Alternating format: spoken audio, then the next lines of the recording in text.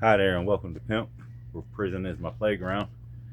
And today we're going to talk about my court date in my federal case I got busted with. The charge was possession with the intent to distribute 98.6 kilos of marijuana.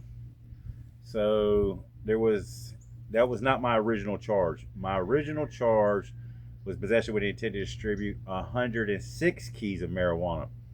And the importance of those two weights is that the charge upgrades after 100 keys. So 101, the guidelines, it's a guideline, the sentencing guideline jumps up. So from 0 to like 99, the guideline was 24 to 48 months. After 101, it went from 5 years, 60 months to I think 10, 120. So there's a big difference, okay? And when my lawyer came in, I asked him, does the weight count the tear weight? Tear weight is the product packaging weight. When the detective opened up that block, there was a ton of packaging. Well, that packaging weighs, and if I could get mine under the 100 pounds, the time difference is dramatic. You know what I mean? You're almost talking 2 years at the start. And see, I didn't have a record. I had a clean record. So I qualified what was called the safety valve. And the safety valve is simple. You got to have a clean record. You definitely can't have any violence, and you definitely can't have any guns. That was the biggest part of the stipulation. And it would help if it was a drug crime, which mine was, and it just was marijuana. So, and I had to tell them everything, and I told them everything. Look, nobody else got in trouble. I never had a co-defendant. It was simple. I worked for the Mexican Mafia. Miguel, Jose, Juan, Pedro, and Alejandro. That's who it was. They gave me money. I was the transportation back and forth. So everything checked out. That's what happened. So it they okay. So they no, I didn't know that they actually did a reweigh. I talked to my lawyer, but he never got back to me before we went to court. And my day of court was coming up, and I wanted to ask him, you know what I mean, but he didn't come in. And here's a bit of advice: when you go to court, all the questions that you have to ask, put on a damn sheet of paper and take it with you. You're allowed to do that wherever you are. You're gonna forget. Sheet of paper, take it with you to court. First off, don't get in trouble.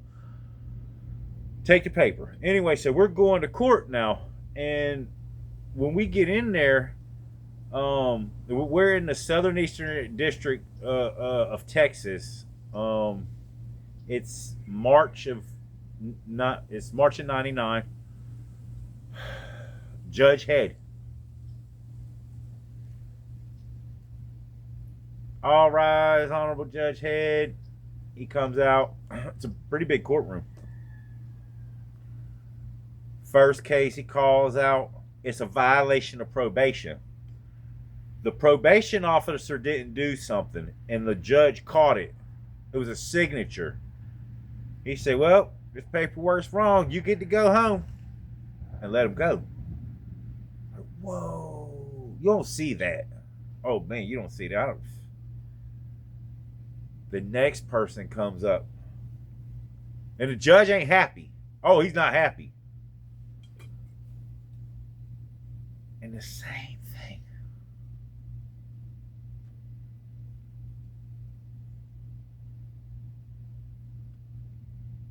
He says, "I'm gonna call a recess right now. Every single person in here better check your eyes, cross your T's, make sure where shit's supposed to be signed is signed, where shit's supposed to be dated. I don't think he cussed, but he was not happy. He said, "I'll be back in 15 minutes. If I come back, and all this should be in the minutes now. You can look it up. Anybody that doesn't have all that in line and I got to send somebody else home, you're going to jail too. I'm holding you in contempt. We're going to take a short recess. I said, this ain't good. They ain't even know. There's only a couple people left in the courtroom. I'm not thinking about, oh man. See, that's why you don't get in situations like this. This dude literally has my life in his hands. Anyway, he comes back. All rise, Honorable Judge Head.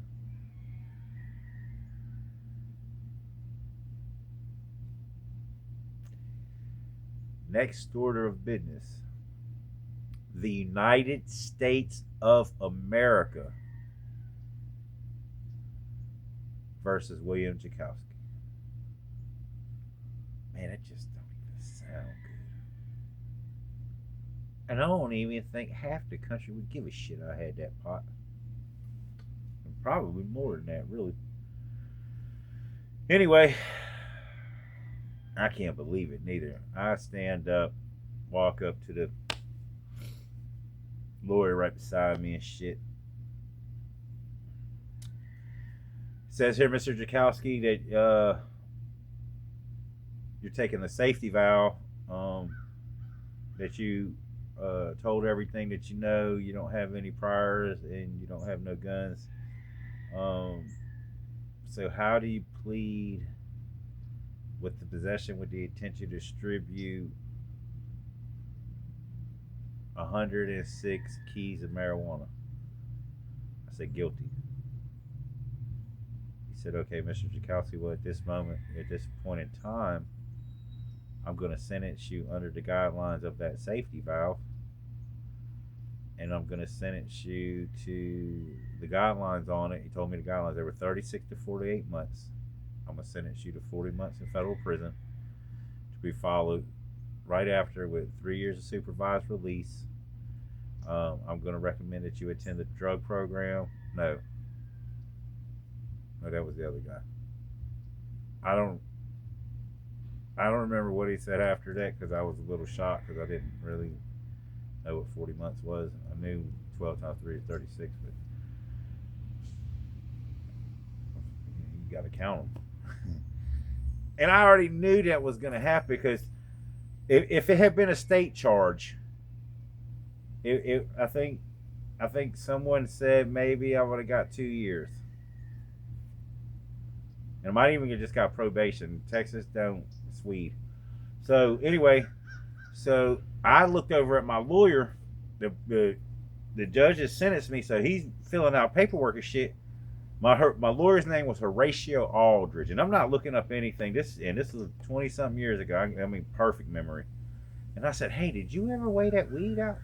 He goes, Your Honor. He didn't even talk to me. He said, Your Honor, we actually did a weight check on the weed and did a tear test, and it actually came back 98 keys of marijuana, which puts my client under a different guideline, which means he wouldn't have to do so much time. So my guideline was 36 to 48 months. When the shit dropped, it went from 18 to 24.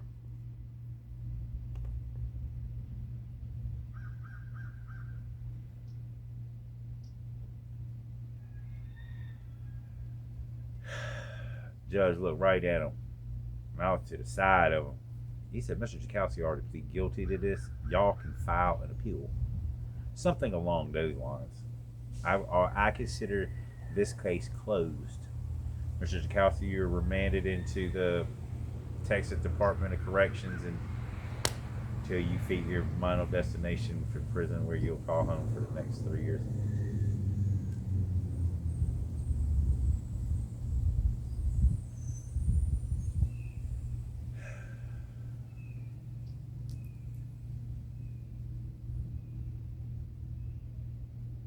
I said, man, what do I do? He said, well, I could file an appeal. The problem is it's going to take a while. They're going to have you transiting real fast, so you'll probably end up at your prison before the paperwork comes back in, and then you'll have to come back here and go to court on a writ and have everything done over. And man, I had just came through diesel therapy. I went through 8 or 9 county jails across from eastern North Carolina to western North Carolina to USP Atlanta to FTC Oklahoma City, Oklahoma, and like 7 or 8 county jails going down. Man, my ass was wore out. And that was in 3 months. I had been on Con Air twice. I had been in so many cars, vans, and damn buses. We shackled up, and every time I go in a place, they got wanting to lift my balls and spread my ass, and like I got Bin Laden up in there and shit. And it takes 6 hours for intake, and it takes 6 hours to go out, and shit, man, you're shackled next to people, and dudes got to shit while you're shackled, and come on, man, enough fucking. I'm not doing that. I don't give a fuck about doing an extra year.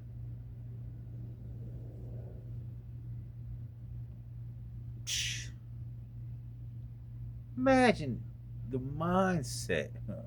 And this is something I mindset out, but the prison was gonna be my proving ground. Well, I got time to fucking think about it now, don't I? And that wouldn't be the only time I get messed up like this, man. It just seems like the best thing always to do is not get in trouble. and because you got to deal with it after that. You can whine and bitch and complain and moan, and you did it to your fucking self. I did it to myself. I don't want you to do it to yours, man. I'm not sure if that judge could have changed that paperwork, but I bet you he could have. But he showed me and that lawyer that day, because he said you better have your fucking paperwork right. Remember when he said that? He meant that. So maybe if those other 2 lawyers had those papers right, and we just went right up to my case, maybe, and that happened, maybe he would have said, hey, you know what? I understand. People make mistakes. You get in a hurry. Y'all didn't have a chance to talk. It's just marijuana. We fix this right quick. And then when I got to federal prison, when I got to FCI Fort Dix, I got comfortable, and I was going to get the drug program, and I started taking classes and shit, so and getting certificates. I didn't want to go. I didn't want to go to anybody's county jails no more, and I probably would have had to go through 20 of them. I wasn't doing it. But some of the shit that you might have to face, man, does that sound like something you want to deal with? What's the amount of time that it's worth to commit the crime you're doing right now? Or drugs? What's it worth? Jail, prison, or death? You know what it is. You know what it is. You heard it plenty of times, and you're still doing it. Don't worry, I did it. Done it. May do it again. But it's not right. You shouldn't. You just stop. That day sucked, man. And that's what started prison. I was white as hell. I had lost 30 or 40 pounds, and now I got to go do the time. Got to go pay the boss, man. I got to pay my debt to society. And we're gonna talk about that. We're gonna talk about the stuff that happened before that, because there's a couple of really crazy stories that led up to this. This was the moment when we found out how much time we got to do. And so when I actually got to prison, the first PSI got changed. So they actually